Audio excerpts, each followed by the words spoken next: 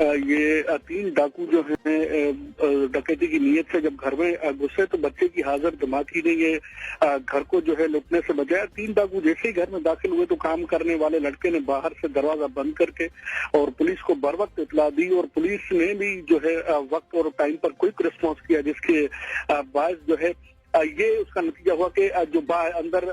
जो खातून थी और जो बच्चे थे उनको हिफाजत वहां से निकाल लिया और साथ ही साथ यहाँ पर नकदी रकम, मोबाइल फोन और दीगर जो कीमती अशिया थी जो सारी असले के जोर पे लूटने की कोशिश की गई थी, उनको भी जो है हिफाजत वहां से रिकवर कर लिया। और तीन इसमें मजबूत तौर पर जो मुलजिम थे वो दाखिल हुए थे घर में, जिनमें पुलिस ने एक को मुकाबले में हलाक किया, जबकि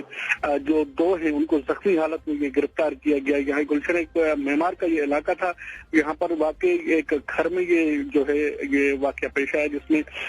जेवरात, नकदी रकम, मोबाइल फोन और दीगर जो कैश था वो भी मौजूद था। जो मुल्जमान है उनका साबिका क्रिमिनल भी रिकॉर्ड भी जो है वो चेक किया जा रहा है। सही।